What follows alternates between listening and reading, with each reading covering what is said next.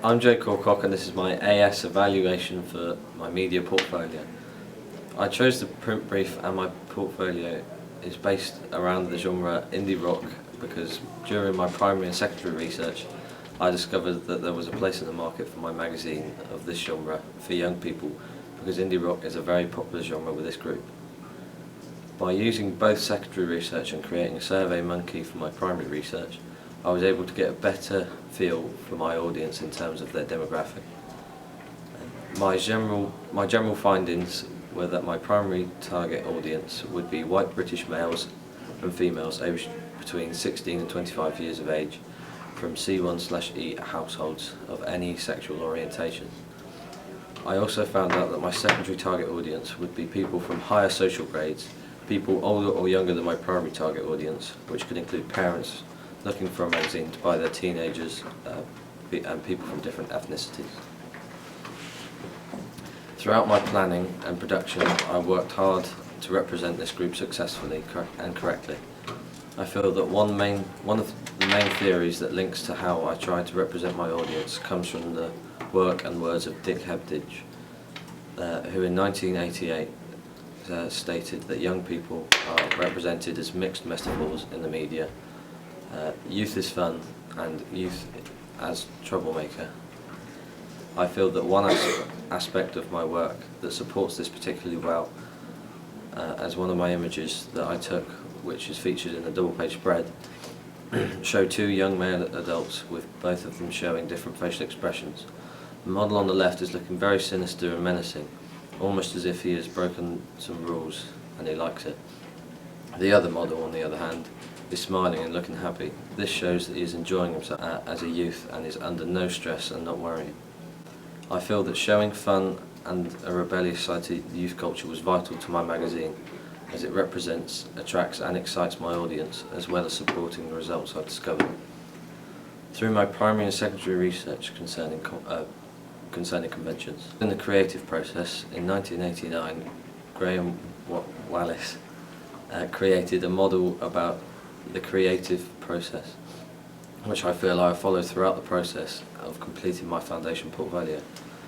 Wallace stated that there were 4 key processes in the creative process as a whole. These are preparation, incubation, illumination and verification. In the preparation stage, we define the problem, need or desire and gather any information the solution or response needs to account for, and set up criteria for verifying the solution's acceptability. The incubation, or development in layman's terms, stage, we step back from the problem and let our minds contemplate and work through. Like preparation, incubation can last minutes, weeks, even years. In the illumination stage, ideas arise from the mind to provide the basis of a creative response. These ideas can be pieces of the whole or the whole itself, i.e. seeing the entire concept or entirety all at once. Unlike the other stages, illumination is often very brief, involving a tremendous rush of insights within a few minutes or hours.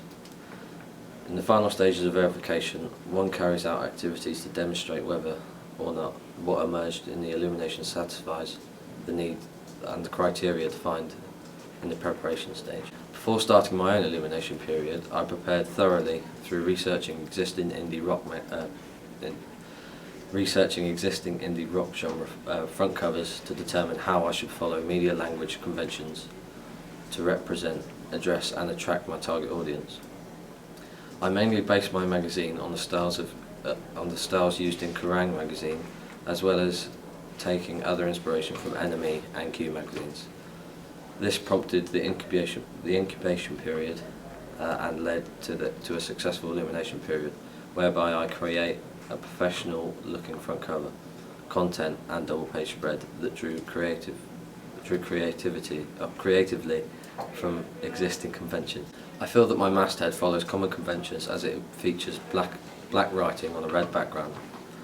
This follows common conventions as most magazines used coloured backgrounds and borders with different coloured text on it, so that their mastheads stand out, and I personally feel that my magazine replicates this very well.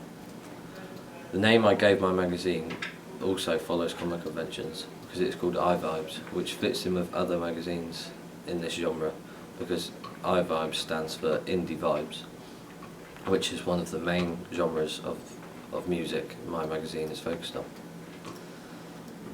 My magazine layout follows conventions, as my front cover is based around the main image. I have done this because it helps my magazine stand out as a key selling point for the target audience. I have included a range of font sizes to make the cover look full, exciting and rebellious to attract target audience, and have included all other usual features you see on real covers into my layout design, such as barcode, price and date, in an attempt to follow common conventions. The colour scheme I have used revolves primarily around using white, black and red. I have used these as they connote innocence, trouble, rebellion and fun, which fit with the mixed metaphors of Hebdige and the general theme of my magazine. These colours are used frequently by NME, and they work so strongly I would have to be stupid to ignore this convention, as it is a good way to attract and represent my audience. I also think these colours give my products a modern original style, and this is something I really wanted to achieve, so I'm happy that I pulled it off and it worked. I feel that my images support common magazine conventions, as they look very serious and professional. I feel that my photos worked, as I managed to personally instruct the models I had on how they should pose and how I wanted them to look.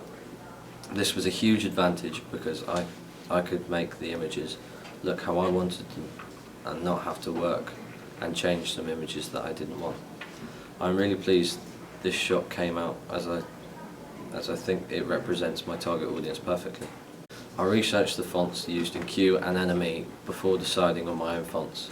My typography supports typical indie rock magazine conventions, because I have used modern retro fonts that stand out clearly and represent the target audience because of the style used. Lexically, my magazine uses only simple attention-grabbing sentences that contain band names of artists from the indie rock scene. This follows the conventions because it lets the target audience quickly see the magazine is suitable for their needs and matches their interests and tastes in music.